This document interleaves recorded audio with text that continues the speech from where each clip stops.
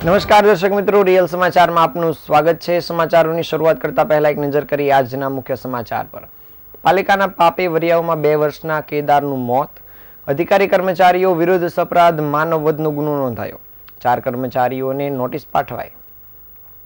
શહેરમાં અનેક જગ્યાએ ગટરના ઢાંકણા ગાયબ, ખાડા ખોદાયા પણ બેરિકેટિંગ કરાતા નહીં, લોકો પરેશાન।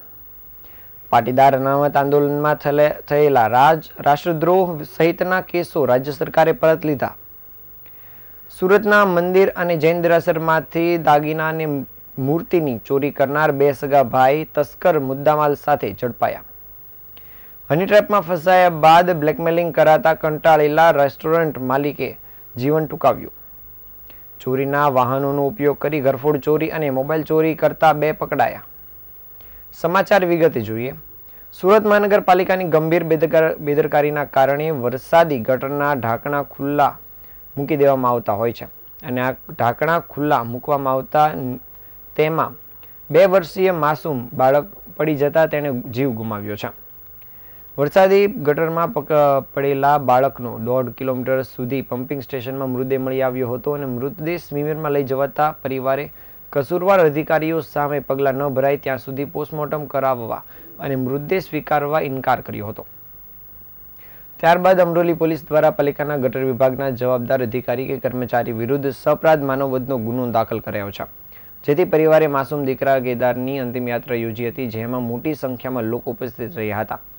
સાથે જ અંતિમ યાત્રામાં પરિવારના રુદનથી શોકમય માહોલ સર્જાયો હતો।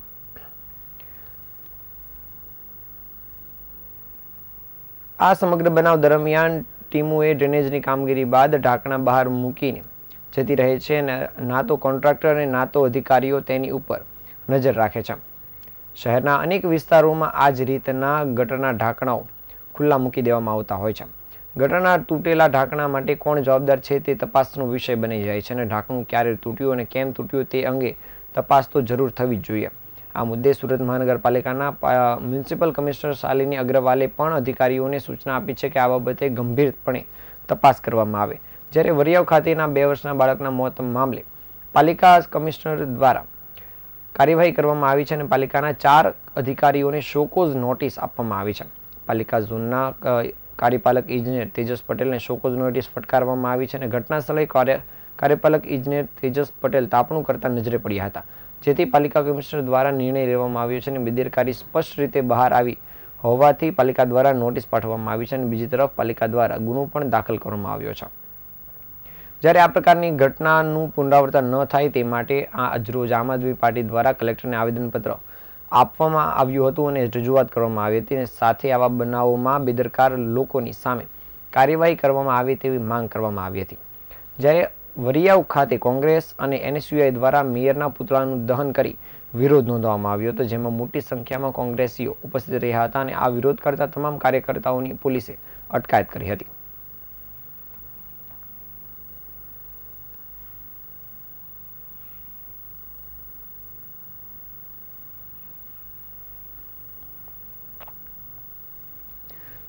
તાજેતરમાં જ સુરતમાં 2 વર્ષના માસૂમનું ખુલ્લી ડ્રેનેજમાં પડી જતા મૃત્યુ થયું હતું। આ બાળકની શોધખોળ માટે 24 કલાક જેટલો સમય લાગ્યો હતો અને આ તંત્રના પાપે આજે એક પરિવારે પોતાના વહાલ સોયા દીકરાને ગુમાવ્યો છે। ત્યારે સુરતમાં બનેલી ઘટના બાદ પણ અન્ય ગટરોમાં ઢાંકણા લગાવવામાં કોઈ કામગીરી કરવામાં આવી નથી। પાલિકા દ્વારા ખોદાયેલા ખાડા અને અકસ્માત રોકવા કોઈ પણ જાતના બેરિકેટિંગ નહીં જ કરાતા તંત્રની બેદરકારી સામે આવી રહી છે।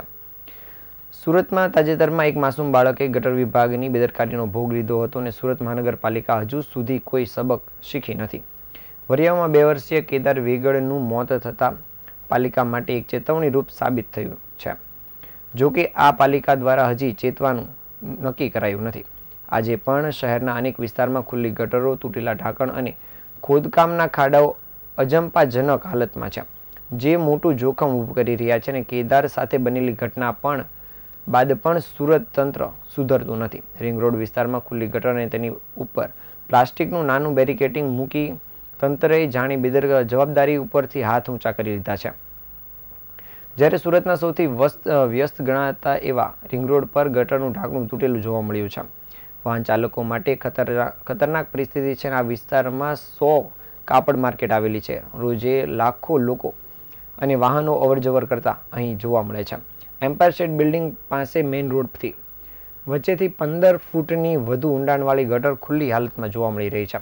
સચિન અને ડિંડોલી વિસ્તારમાં છેલ્લા 4 મહિનામાં ખુલ્લી ગટરો અને અનિયમિત ખોદકામના કારણે અકસ્માતો થઈ ચૂક્યા છે. તેમજ કતારગામ વિસ્તારમાં પણ અનેક જગ્યાઓ પર આવી જ પરિસ્થિતિ જોવા મળી રહી છે. સુરત મહાનગરપાલિકાને દરરોજ ખોલી રહેલા ગટરો અને તૂટેલા ઢાંકણોને લઈને 15થી 20 જેટલી ફરિયાદો મળે છે. શહેરવાસીઓ વારંવાર ધ્યાને આવે છે અને લોકો દ્વારા અનેક વખત ફરિયાદો કરવામાં આવે છે અને આ સમસ્યાઓ અકસ્માત અને જીવલેણ ઘટનાને આમંત્રણ આપે છે. છતાં તંત્ર દ્વારા આ ફરિયાદો માત્ર કાગળમાં જ નોંધાઈ રહી છે. તેના નિરાકરણ માટે કોઈ તાત્કાલિક પગલાં લેવાતા નથી અને અંતે વરિયાવ ખાતે બનેલી ઘટનાઓ બનતી હોય છે. તેમ છતાં પણ તંત્ર તકેદારી ન લેતું હોય તેવું લાગી રહ્યું છે. પાટીદાર અનામત આંદોલન દરમિયાન થયેલા રાષ્ટ્રદ્રોહ સહિતના કેસમાં રાજ્ય સરકારે પરત લઈ લીધા છે, જેને કારણે પાટીદાર સમાજમાં આનંદની લાગણી જોવા મળી રહી છે. તેમજ આભારની લાગણી પણ વ્યક્ત કરવામાં આવી રહી છે.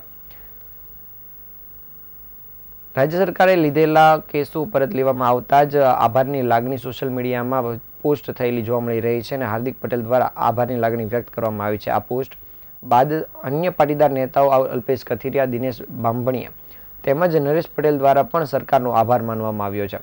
પણ આ મામલે કોંગ્રેસના પૂર્વ ધારાસભ્ય અને પાટીદાર આગેવાન લલિત કગથિયાએ ચાપખા મારતા કહ્યું હતું કે ભાજપમાં ભળિયા એટલે રાજદ્રોહી માંથી રાષ્ટ્રભક્ત થઈ જાય છે.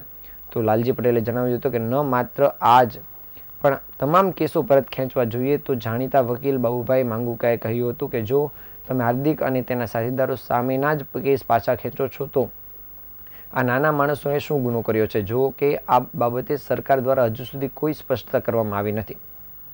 પાટીદાર અનામત આંદોલન સમિતિના કન્વીનર અલ્પેશ કથિરિયાએ સરકારના નિર્ણયને લઈને જણાવ્યું હતું કે પાટીદાર અનામત આંદોલન સમિતિના સમયે જે કેસો થયા હતા જેમાં અતિ ગંભીર પ્રકારના લગભગ 14 કેસો સરકાર દ્વારા પરત ખેંચવાનો નિર્ણય જાહેર કરવામાં આવ્યો છે અને ટૂંક સમયમાં સત્તાવાર રીતે સરકાર દ્વારા યાદી પણ જાહેર કરવામાં આવશે.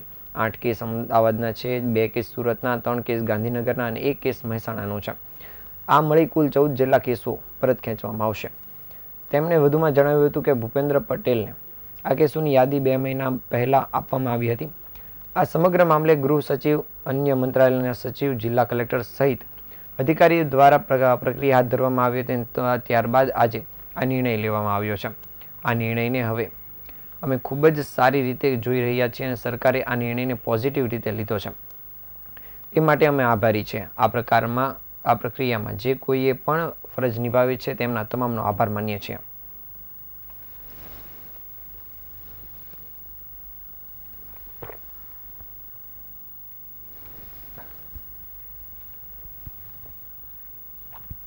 સુરત શહેરમાં વેસુ વિસ્તારમાં જૈન દેરાસરની આશાપુરા માતાજીના મંદિરમાંથી ચોરી થઈ હતી, જે ગુનાનો ભેદ સુરત ક્રાઇમ બ્રાન્ચ પોલીસે ઉકેલી નાખ્યો છે. પોલીસે 2 આરોપીની ધરપકડ કરી છે અને તેમની પાસેથી મુદ્દામાલ પણ કબજે કર્યો છે.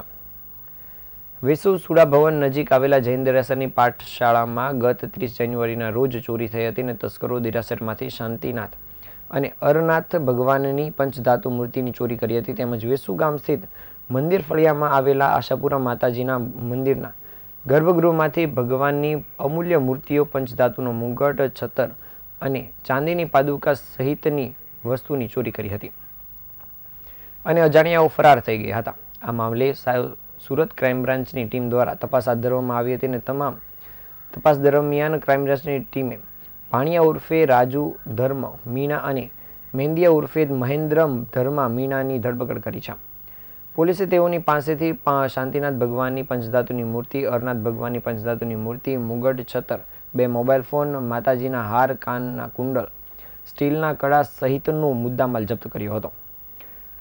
વધુમાં ઝડપાયેલા આરોપીઓ બંને સગા ભાઈઓ છે અને તેઓ સુરત શહેર ખાતે નવી બંધાતી સાઇટ ઉપર પોતાના વતનના સાગરીતો રોહિત અને લક્ષ્મણ નામના ઈસમ સાથે મજૂરી કામ કરે છે અને સાઇટ ઉપર જ રહે છે. કન્સ્ટ્રક્શન સાઇટની નજીકના મંદિરોને ટાર્ગેટ કરી રાત્રિના સમયે ચોરી કરવાની ટેવવાળા છે અને ગત દિવાળી પહેલા આરોપીઓ બંને જણાએ પોતાના સાગરીતો સાથે પોતાની સાઇટની નજીકના વિસ્તારમાં આવેલા મંદિરમાં રાત્રિના સુમારે ચોરી કરવાનું નક્કી કર્યું હતું અને વેસુ ગામ મંદિર ફળિયામાં આવેલા આશાપુરા માતાના મંદિરમાંથી ચોરીને અંજામ આપ્યો હતો.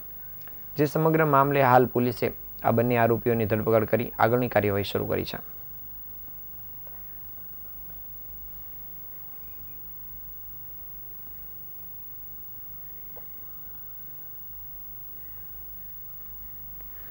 શહેરના વરાછા વિસ્તારમાં આવેલ હોટલના માલિકે જીવન ટૂંકાવી લીધું હોવાનો બનાવ સામે આવ્યો છે.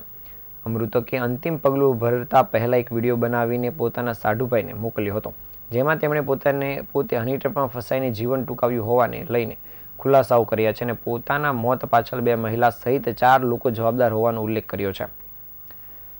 સુરતના પાસુદ્રા વિસ્તારમાં રહેતા પત્ની અને એક પુત્ર સાથે રહેતા યોગેશભાઈ જાવિયા વરાછા સ્થિત મિની બજાર ખાતે હોટલ ચલાવીને પરિવારનું ગુજરાન ચલાવતા હતા. તેઓ આજથી 2 મહિના પહેલા ઘરથી ગુમ થઈ ગયા હતા અને જે બાદ આજે ઉત્તરાયણ નજીકથી તેમનો મૃતદેહ મળી આવ્યો છે. જોકે અંતિમ પગલું ભરતા પહેલા તેમણે યોગેશભાઈએ પોતાના સાઢુભાઈને વિડીયો શેર કર્યો હતો, જેમાં પોતાની હોટલમાં કામ કરતી મહિલા સહિત 4 લોકોએ હની ટ્રેપમાં ફસાવીને 5 લાખ રૂપિયાની ઉઘરાણી કરતા હોવાથી અંતિમ પગલું ભરવા મજબૂર બન્યા હોવાનું જણાવ્યું હતું. પોતાના અંતિમ વિડીયોમાં યોગેશભાઈએ જણાવ્યું હતું કે તેમના હોટલમાં નૈના ભરત ઝાલા કામ કરી રહી હતી અને તેણે નૈના અનુ ઝાલા અને નૈના ભરત ઝાલાએ હની ટ્રેપમાં ફસાવ્યો છે. આ સમગ્ર કાંડની માસ્ટર માઇન્ડ નૈના ભરત ઝાલાની જેઠાણી નૈના અનુ ઝાલા છે. બીજી તરફ મૃતકની પત્નીએ જણાવ્યું હતું કે તેમના પતિ રેસ્ટોરન્ટ ચલાવે છે અને તેમને ત્યાં નોકરી કરતી એક મહિલા સાથે તેઓ ભાગી ગયા હતા. એ 5 દિવસ પછી પરત આવ્યા હતા, પરંતુ તેમની જેઠાણી ફોન કરીને 5 લાખ રૂપિયા પડાવવા માટે બ્લેકમેલિંગ કરતી હતી, જેના કારણે મારા પતિ 2 મહિનાથી ઘર પરત આવ્યા ન હતા. જ્યારે આ સમગ્ર બનાવમાં હોટલના માલિકે જીવન ટૂંકાવી લીધું હોવાનો બનાવ સામે આવ્યો છે. મૃતકે અંતિમ પગલું ભરતા પહેલા આ સમગ્ર મામલે વિડીયો તેના સાઢુભાઈને મોકલ્યો હતો, જેમાં તેમણે પોતે હની ટ્રેપમાં ફસાવી દેવામાં આવ્યો હોવાનું અને તેને કારણે જીવન ટૂંકાવ્યું હોવાનો ખુલાસો કર્યો હતો. સાથે જ મોત પાછળ 2 મહિલા સહિત 4 લોકોની ટીમ હોવાનું સામે આવ્યું છે. હાલ પોલીસે આ સમગ્ર મામલે ગુનો નોંધી તપાસ શરૂ કરી છે.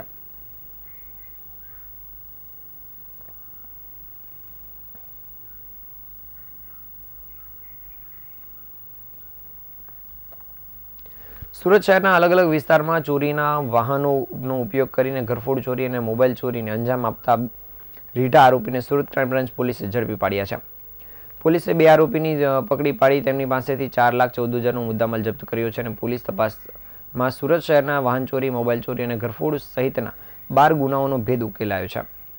સુરત ક્રાઇમ બ્રાન્ચની ટીમ પાંડેસરા વડોદ ગામ લેકવ્યુ ગાર્ડન પાસેથી આરોપી મનોહર ઉર્ફે મનોજ રાઠોડ અને અંકુશ ઉર્ફે અંકુર દ્વિવેદીને ઝડપી પાડ્યા હતા. આરોપીઓ પાસેથી પોલીસે 1,40,000નો મુદ્દામાલ કબજે કર્યો હતો, તેમજ અન્ય મુદ્દામાલ મળીને કુલ 4,14,000નો મુદ્દામાલ જપ્ત કરવામાં આવ્યો હતો. પોલીસના જણાવ્યા મુજબ ઝડપાયેલા આરોપી મનોરામ ઉર્ફે મનોજ રાઠોડ અગાઉ ઘરફોડ ચોરી, ચેઇન સ્નેચિંગ, મોબાઈલ ચોરી, વાહન ચોરીના ગુનાઓમાં પકડાઈ ચૂક્યો છે અને 1.5 વર્ષ પહેલા અમદાવાદ રેલવે પોલીસમાં ચોરીના કુલ 45 જેટલા મોબાઈલ ફોન સાથે પકડાઈ જતા તેમાં 3 માસ સજા અને 8 માસ વડોદરા જેલમાં પાસા કાપી આવ્યા બાદ 7 માસ પહેલા સુરત મુકામે આવ્યો હતો અને તેના સાગરીત સાથે મળીને શહેર વિસ્તારમાં 2 વ્હીલ વાહનોની ચોરી કરી તેના ઉપર રાત્રિ દરમિયાન અલગ અલગ વિસ્તારમાં જઈ ઘરફોડ ચોરી અને મોબાઈલ ચોરીના ગુનાને અંજામ આપતો હતો.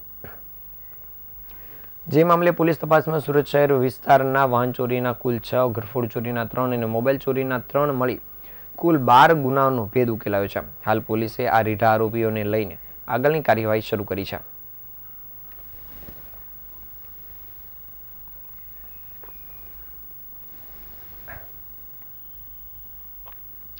ઉધના મગદલા રોડ પર આવેલા લુમ્સના કારખાનામાં આગ લાગવાનો બનાવ બન્યો હતો, જેમાં નવરંગ ઇન્ડસ્ટ્રીઝમાં આગ લાગતા કાપડનો મોટો જથ્થો આગની ઝપેટમાં આવી ગયો હતો અને જેને કારણે ઇન્ડસ્ટ્રીઝના માલિકને ભારે નુકસાન થયું છે.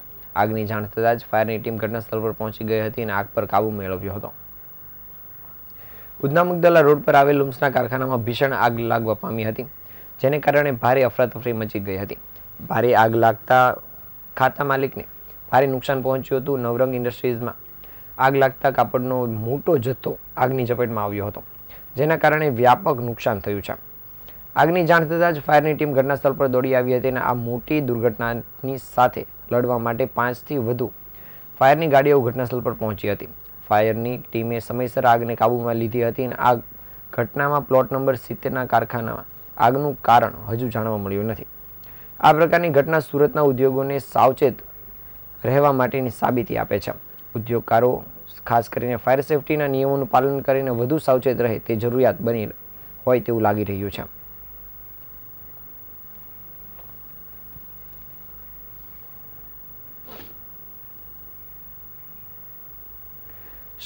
નવસારી શહેરમાં ભેજ રોજગારી સામે ઝઝૂમતા યુવાનો માટે નવસારી નગરપાલિકા રોજગારીની તક લઈને આવી છે. 14 પોસ્ટ માટે આશરે 60થી વધુ કર્મચારીઓની ભરતી કરવાની હોય એક જાહેરાત બહાર પાડી તેમાં અત્યાર સુધી કુલ 3000 જેટલા ઉમેદવારોએ ફોર્મ જમા કરાવ્યા છે. નવસારી મહાનગરપાલિકામાં હંગામી ધોરણે મોટી ભરતી પ્રક્રિયા શરૂ કરવામાં આવી છે, જેમાં 60થી વધુ વિવિધ જગ્યાઓ માટે અત્યાર સુધીમાં 3000 જેટલા ઉમેદવારોએ આવેદન કર્યું છે. આ ભરતી પ્રક્રિયામાં કુલ 5000થી વધુ ઉમેદવારો ભાગ લે તેવી સંભાવના છે અને વહેલી સવારથી નવસારી મહાનગરપાલિકા કચેરી બહાર યુવાનો ફોર્મ ભરતા દેખાઈ રહ્યા છે. નવસારી વિજલપુર નગરપાલિકાને થોડા દિવસો અગાઉ મહાનગરપાલિકાનો દરજ્જો મળ્યો છે, ત્યારથી જ શહેરમાં વિસ્તાર વધ્યો છે, જેની સામે મહેકમ ઓછું હોવાથી હવે ભરતી પ્રક્રિયા હાથ ધરવામાં આવી છે અને મહાનગરપાલિકામાં sanitary sub inspector, planning assistant, surveyor, civil draughtsman, GIS expert, CAD operator, civil engineer, automobile engineer, IT expert, hardware engineer, computer operator સહિતના પોસ્ટ માટેની જગ્યાઓ ભરવામાં આવી રહી છે. વહેલી સવારથી જ NMC કચેરી ખાતે ઉમેદવારોનો ઘસારો જોવા મળી રહ્યો છે અને સિવિલ એન્જિનિયરના ઉમેદવાર પિંકેશ કુમારે જણાવ્યું હતું કે આ નોકરી તેમના ભવિષ્ય માટે મહત્વપૂર્ણ છે. અન્ય ઉમેદવાર રાજુ પંજેરીએ જણાવ્યું હતું કે નોકરી મેળવવા માટે આશાવાદ વ્યક્ત કર્યો છે. હાલમાં નવસારી શહેરમાં શિક્ષિત બેરોજગારોની સંખ્યા વધી છે, જેને જોતા નવસારી મહાનગરપાલિકામાં જો શિક્ષિત ઉમેદવારોને સોંપવામાં આવે તો બેરોજગારીનો પ્રશ્ન કેટલાક અંશે ઉકેલાઈ શકે છે. જો કે આ તમામ જગ્યા ઉપર હંગામી ધોરણે કરાર આધારિત નોકરી મળશે.